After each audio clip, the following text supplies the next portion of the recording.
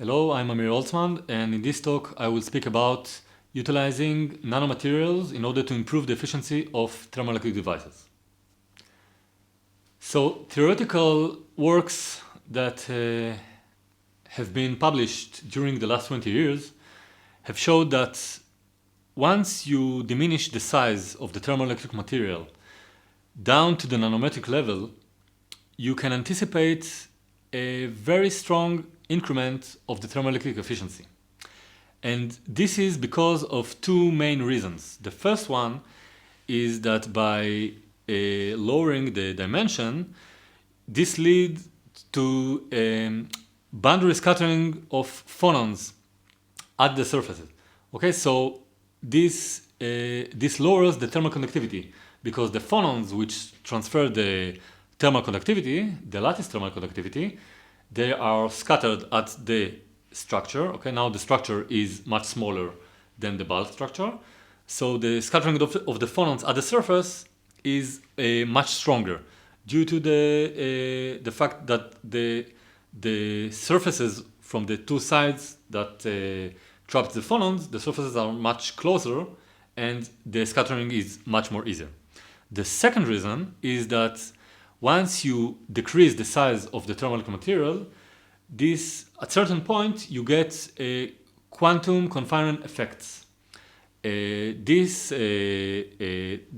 lower dimension is accompanied by a change in the electronic structure of the material.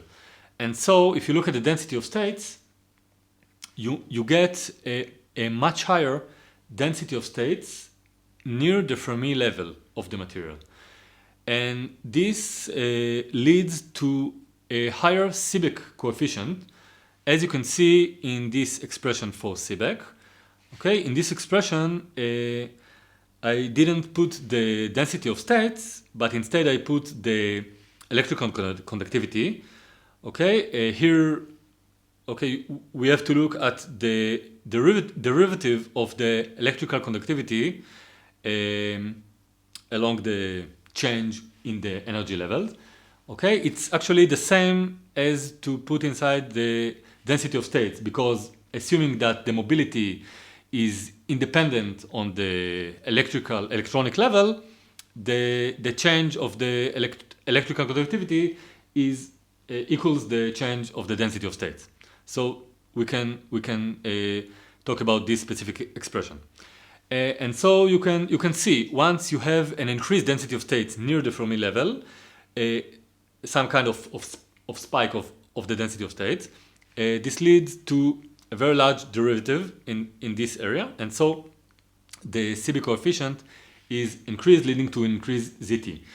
You can also look at the scheme showing the different kind of materials of different dimensions. Okay, 0 dimension meaning quantum dots, and 1 dimension nanowires, 2 dimension films, and the bulk. You compare them and you can see that when you look at this phenomena, the increased density of states near the Fermi level, in the case of the one-dimensional structures, this phenomena is expected to be the strongest, meaning that using nanowires should be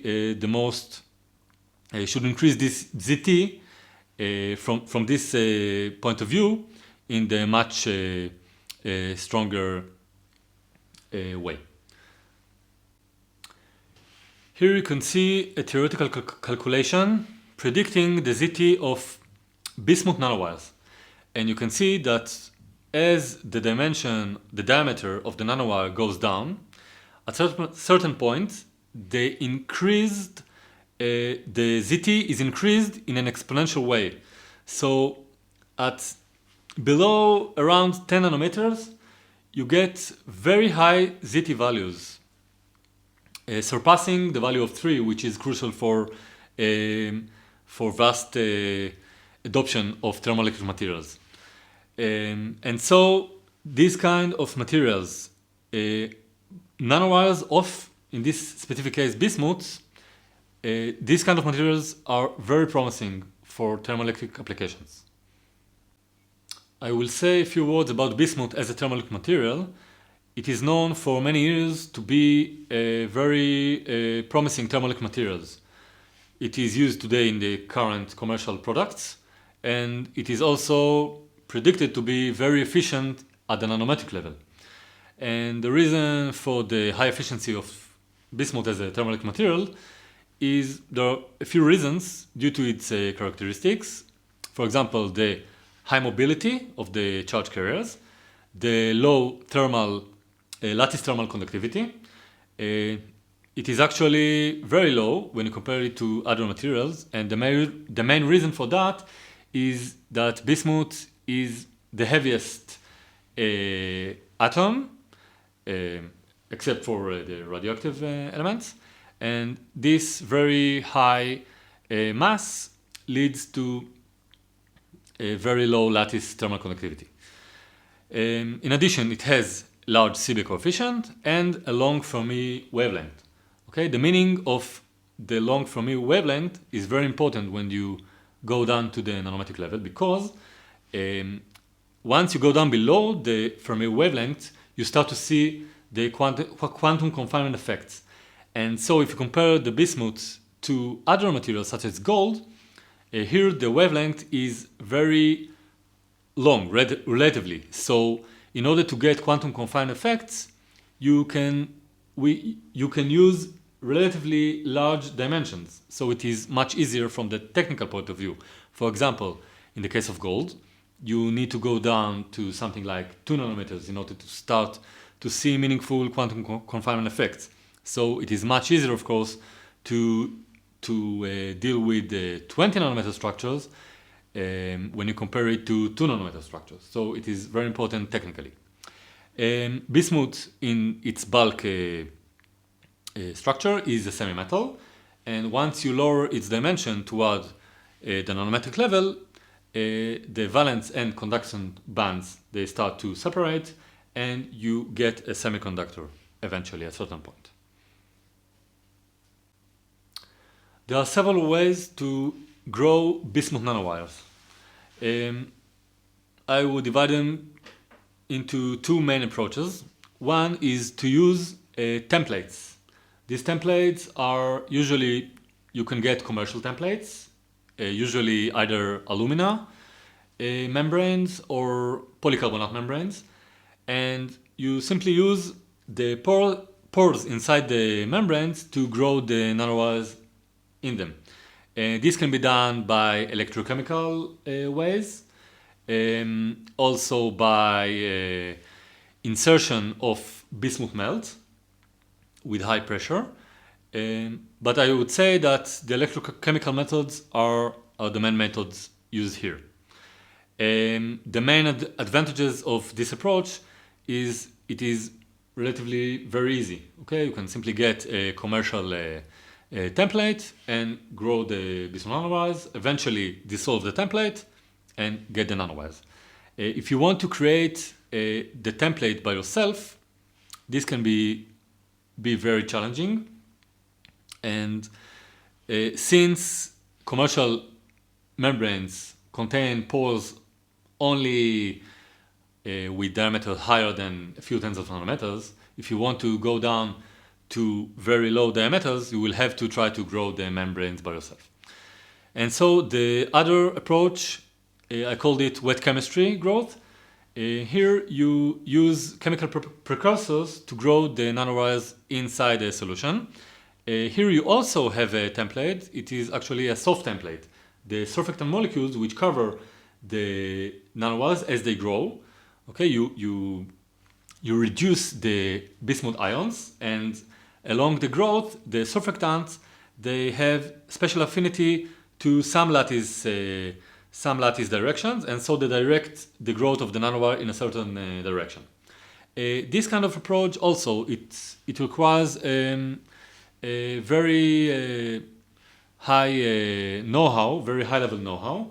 It is much more difficult to grow bismuth nanowires compared to gold nanowires. And so I would say the main disadvantage here is that the nanowires are grown in a spaghetti-like structure. So if you want separate nanowires, it is more difficult to get them in this approach. Overall, the bottom line is that growing of very thin bismuth nanowires, let's say below around 15 nanometers, is still a very big challenge. Allegedly, you can think, why not trying the top-down approach? It is applied on other materials. This approach means, let's take a nanowire with relatively high diameter, which can be easily done, and then try to etch it and lower its dimension to the desirable dimension. But this approach is very problematic in the case of bismuth, because the bismuth has a native oxide, which is much, its chemical resistance is much higher when you compare it to bismuth. And actually, today in the literature, there is no report on any material which can etch bismuth oxide faster than bismuth. So this approach is very difficult when trying to apply it on bismuth. So how can we measure the ZT? In order to measure the ZT, we simply have to measure each ingredient of the ZT separately. So we have the electrical conductivity, the Seebeck coefficient, and the thermal conductivity.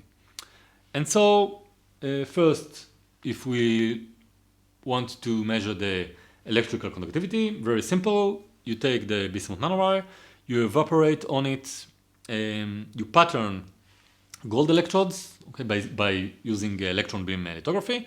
You evaporate the gold, and assuming that you have good electrical contacts, you can use simply two probes.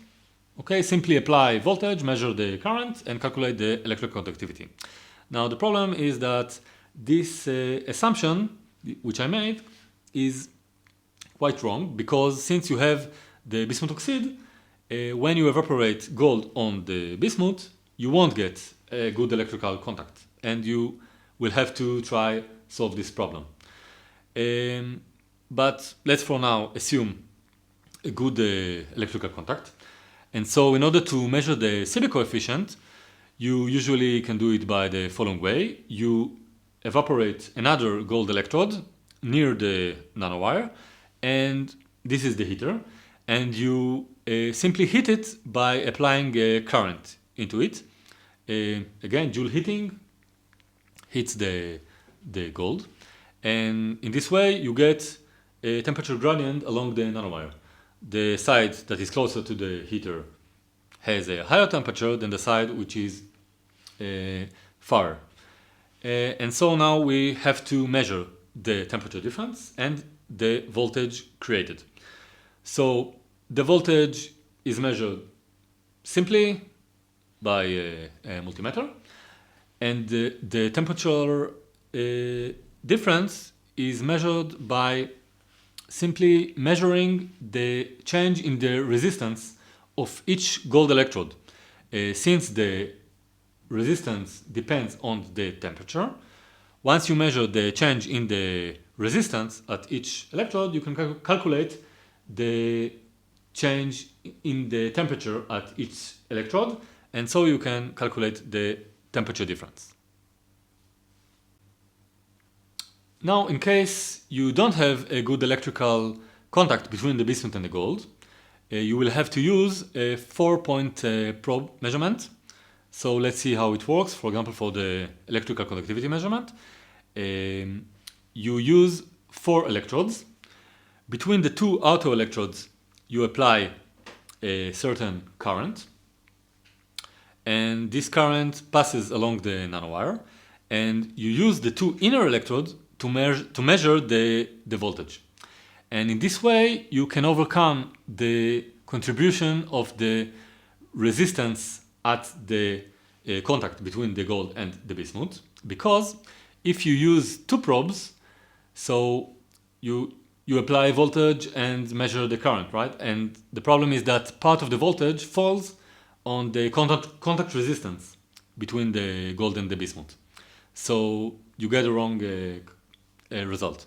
But in this way, since the In this way, you use the two inner electrodes, and here the voltmeter is connected in series with the contacts between the two different materials.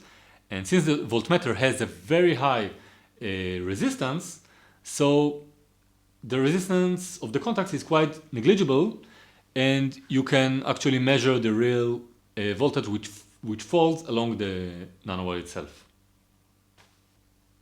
In order to measure the thermal conductivity, there are two main ways to do it. The first one is called the 3 omega method. In this method, you build a device in which the nanowire is suspended. So it touches the surface only at the contacts. And let's assume for now that two probes are enough here. So what you do is you apply an alternating current through the nanowire with a frequency of 1 omega. This alternating current, by Joule heating, hits the nanowire and causes an alternating temperature along the nanowire. So an alternating current with a frequency of 1 omega causes a temperature fluctuation along the nanowire with a frequency of 2 omega. Now, why 1 omega became 2 omega? This is because the relation between the temperature depends on the power, and the power is proportional to the second power of the current. So this second power of the current, once you do the mathematics with all the trigonometrical functions, you can take a look at the article. It is elaborated there. You get from 1 omega frequency of the temperature to 2 omega, from 1 omega frequency of the current to 2 omega in the temperature. Now, because the resistance depends on the temperature, this 2 omega fluctuation leads to a 2 omega fluctuation in the resistance along the nanowire. So we now have a current which fluctuates at 1 omega and resistance which fluctuates at 2 omega. And now if you multiply the current by the resistance, you get a voltage. But this voltage is at a frequency of 3 omega, again combining the 1 omega frequency of the current and the 2 omega frequency of the resistance. So along this process, you can use a local amplifier and measure the amplitude of the voltage developed at frequency of 3 omega. And this voltage, its amplitude, depends on the thermal conductivity, because as the thermal conductivity is higher, the heat runs away into the contacts higher, and the amplitude that develops of the temperature and therefore of the resistance is lower, leading to a lower amplitude of the voltage. And so again, you can look at this article that I mentioned for the elaborative development of this formula, but eventually you get a formula which relates the measured voltage at 3 omega with the thermal conductivity. And the other approach is to use a more direct measurement. Here you need to fabricate a device in which you have suspended membranes. You can take a look at this article, for example. The